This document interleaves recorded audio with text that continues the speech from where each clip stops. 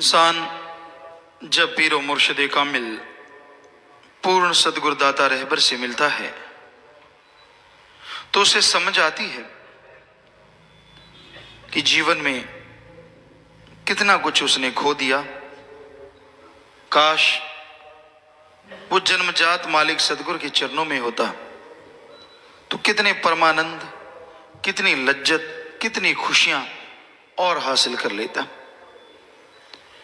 वो मुरीद जो मालिक से बेइंतहा मोहब्बत करता है उसके दिल में कहीं ना कहीं इस बात का जरूर ख्याल आता है, खास करके वो जो गुनाहगार होता है कि क्यों ऐसा क्यों किया। काश पहले ये बात होती। चलो, गुजरा हुआ समय कभी वापस नहीं आता, बीत गया लौटता नहीं, लेकिन जो समय पास होता है इंसान उसमें अपने पीर और मुर्शिद कामिल के वचन माने। वचन मानना ही गुरु से सच्चा प्यार है, और तो कोई तरीका ही नहीं है गुरु सदगुरु मुर्शिद कामिल के प्यार को हासिल करने का। एकमात्र तरीका वचनों पे अमल करना, क्योंकि संत सदगुरु कोई ऐसे वचन तो करते नहीं जो वो अपनी कोई सेवा करवाते हों, कोई स्वार्थ के लिए करते हों। वो तो जो भी बात कहते हैं, जो भी वचन करते हैं, उसमें परमार्थ होता है, सबका भला छुपा होता है। तो जीव उन वचनों को मान ले, खुद का भला तो होगा ही होगा, गुरु मुर्शिद कामिल का भी नाम रोशन होता है। इंसान कोई भी मिलता है सोचते है यार ये कौन है, किसने सिखाया इसे, बस उससे पता चलता है और जीव कहता है जी मुझे मेरे गुरु ने, पीर फकीर ने। तो एक मुरीद के लिए इससे बड़ा तोहफा नहीं है कि उसकी वजह से उसके गुरु का नाम कोई जुबान पे ले आया। ये सबसे बड़ी बात होती है। इसलिए कभी किसी को बुरा ना कहो, क्योंकि आपका जरा सा किसी को बुरा कहने से इंसान कहेगा इसका गुरु भी ऐसा ही होगा। जबकि यहां से तो हमेशा प्यार मोहब्बत का पाठ पढ़ाया जाता है, मोहब्बत की शिक्षा दी जाती है। इसलिए सबसे निस्वार्थ भावना से प्यार करो और प्यार से ही पेश आओ। अपने विचारों को कंट्रोल, काबू में रखो। कभी उत्तेजना आती है, गुस्सा आता है, नारा लगा के पानी पी लो तो जरूर कंट्रोल में होगा, क्योंकि जब गुस्सा आया होता है तो आदमी चंडाल बन जाता है, पता नहीं अनाप शनाप क्या बोल दे।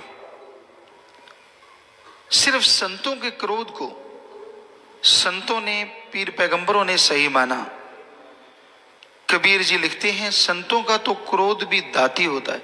संत क्रोध में क्या कहेंगे, आपको लड़ते हैं, आपको गुस्से में सख्त अल्फाज इस्तेमाल में लाते हैं, उसका मकसद एक ही होता है कि आप सुधर जाएं, दैट्स ऑल। और ये नहीं होता कि मुझे लाख रुपया दे जाओ, मुझे 50 लाख दे जाओ, मैं इसलिए लड़ रहा हूं, या मेरे को हीरे जवाहरात ला दो, या मेरे ये काम कर दो। नहीं नहीं नहीं, उनका मकसद सिर्फ एक ही होता है कि जीव ऐसे नहीं मानता तो सख्त अल्फाज से मान जाए, बस मान जाए। मानने से बेइंतहा खुशियां हैं, परमानंद है। इसलिए कबीर जी ने लिखा कि संतों का क्रोध भी दाती है, उसमें दात छुपी होती है। कभी किसी जीव को भी वो वचन करते हैं। ये अलग बात है आदमी का मन बड़ा जालिम है, संतों के वचन नहीं मानने देता, पर वो कभी किसी जीव को कुछ भी कहें उसमें दात छुपी होती है। उस दात को पकड़ ले तो पौबारा पच्ची है, और मन अगर ये पकड़ ले कि मुझे गुस्से में ये कहा, वो कहा, फला कहा, तो पट्टी पोंछ देता है। दोनों बातें हैं। तो संतों का क्रोध भी दाती है और दुनियादारी का प्यार भी घाती है। आपसे कोई मोहब्बत करता है, सावधान जरूर रहो। हो सकता है आपके पैसे की वजह से, किसी रुतबे की वजह से, जमीन जायदाद की वजह से, नोट बोट की वजह से, या कोई घर में खूबसूरत आपके बेटी बहन, कोई पति नहीं पत्नी है उसकी वजह से, कोई पता नहीं। इस कलयुग में इंसान किस लिए मोहब्बत बढ़ाता है, क्योंकि ज्यादा रिश्ते गर्जी हैं, ज्यादा रिश्ते स्वार्थी हैं। इसलिए स्वार्थ से सावधान रहो। संत संत ही होते हैं। आप ये ना सोचो कि भाई ये फलां है, नहीं नहीं, कोई कितना भी नजदीकी क्यों ना हो संत नहीं बन सकता। कहीं आप ये सोच के उनका आदर सत्कार करो और वो आपके घर को खा जाएं, कोई स्वार्थ का फायदा उठा लें, कोई गलत कार्य कर दें, बाद में आप पछताओ यार मैंने विश्वास क्यों किया, किसने कहा था करने को। विश्वास करना है तो अपने सतगुरु मौला पे, अल्लाह राम पे करो। बाकी सब, अगर कोई अच्छा सत्संगी है, सेवा करता है, नेचुरली उसका इज्जत हो जाता है, लेकिन ये नहीं कि उसे भगवान समझ लो। ना ना ना, ऐसी गलती कभी ना करो। सतगुरु तो सतगुरु होता है, उस जैसा कोई दूसरा ना देखा। हम तो अपनी बात कहते हैं, ना देख सकते हैं। हाँ, ये उनके वचन 100% सच है। हम थे, हम हैं, हम ही रहेंगे, 100% सच है। हम खाक चौकीदार सेवादार हैं आपके, सतगुरु ने नवाजा है अपने रहमो करम से। तो बहुत बार देखते हैं कि हमारे कुछ जहन में भी नहीं होता, 1% भी कोई ख्याल नहीं होता सतगुरु ने कौन सा काम करवाना है, और उनको जो मर्जी होता है वो करवा लेते हैं। हम कभी यहाँ स्टेज से कोई झूठ बोल ही नहीं सकते, सतगुरु बोलने ही नहीं देता, क्योंकि वो बोलता है। आपको लगता होगा नहीं गुरुजी ऐसे कह देते हम तो माइक हैं, हम तो कठपुतली हैं। 100% सच है ये, वाकई कठपुतली की तरह ये शरीर है। जैसा सतगुरु चलाता है ये चलता जाता है, उसकी मर्जी, उसके वचन है, उतनी देर चलना है, वो काम लेना ही लेना है, उसने कहा है। तो कहने का मतलब, अपने सतगुरु की तुलना किसी से ना करो। मुर्शिद कामिल मिले हैं, दाता रहबर मिले हैं, तो फिर चाहे भगवान खड़ा हो जाए आके, वो अपनी जगह और पीरो मुर्शिद कामिल अपनी जगह। जरा जरा सी बात पे बिदक जाना, जरा जरा सी बात पे मैं तो नहीं सत्संग में आऊंगा, मैं तो नहीं, फलां सेवादार मुझे यूं बोला। सेवादार बोला, वो भगवान तो नहीं है, तो आदमी। तूने कैसे समझ लिया कि उसने बोला तो समझो गुरुजी ने बोला? नहीं, ये मत भ्रम में पड़ा करो। इंसान सिर्फ इंसान है, चाहे वो आसपास रहने वाला है चाहे दूर रहने वाला। अब ये मत सोचो कि उस इंसान ने कह दिया तो ये गुरुजी के वचन है, आप धोखे में आ जाओगे। ये झूठ है सारा। क्या पता मन किसका कब दांव चला दे और आपको लगे नहीं यार ये आदमी तो नहीं, ये गलत। इसलिए अपने गुरु मुर्शिद कामिल के वचनों पे अमल करना ही गुरु से सच्चा प्यार करना है। जी हजूरी ना बनो, हाँ जी हाँ जी हाँ जी हाँ जी और करना कराना। वो पंजाबी में कहावत है, आखा मोड़ना नहीं डक्का तोड़ना नहीं। ऐसा नहीं करना। इसका मतलब कि कोई कहे कि पानी पिला दे बाप, हाँ जी फिक्र ना करो मैं आपसे बहुत प्यार करता हूं। वो कहता पानी की प्यास लगी है, कहता ना ना ना मैं आपसे बहुत प्यार करता हूं, मैं आपका बेटा हूं, आप मेरे पिता हैं। अरे वो तो पता ही है। वो फिर कहता पानी पिला दे, कहता है हाँ जी आप बहुत अच्छे बाप हैं, बहुत मेरी संभाल की, मैं आपसे बहुत मोहब्बत करता हूं। और दूसरा बेटा आता है कुछ नहीं बोलता, उसको पता चला कि पानी मांग रहा है पिताजी, झट से पानी का गिलास भरता है उसको पिला देता है। आप खुद बताओ बाप किस पे खुश होगा? वो जी हजूरिये पे जो सारा टाइम कहता रहता हाँ पिताजी मैं ऐसा हूं वैसा हूं, प्यास से बाप मर रहा है आराम से बैठा है। और एक आता है बिल्कुल नहीं कहता कि मैं आपसे प्यार करता हूं, बाप कहता पानी पिला, उसने उसको कहा भी नहीं, उसने सुना और झट से पानी पिला दिया। सो बाप तो पानी पिलाने वाले पे ही खुश होगा, जी हजूरिये पे नहीं। तो ऐसे ही रूहानियत है। यहां जी हजूरिये ना बनो, बचनों पे अमल करना सीखो। बचनों पे अमल करोगे, बचनों पे चलोगे तो 100% मालिक दोनों जहां की खुशियों के काबिल आपको बना के छोड़ेगा। चाहे जिंदगी में कुछ भी कर लिया तौबा कर दो, क्योंकि सुबह का भूला शाम को आ जाए कोई बात नहीं, पर सब कुछ लुटा के आया तो कैसे आया। इसलिए बेहतर है कि कुछ ऐसा हो उससे पहले ही मान लो, अपने पीर और मुर्शिद कामिल के वचन मानो।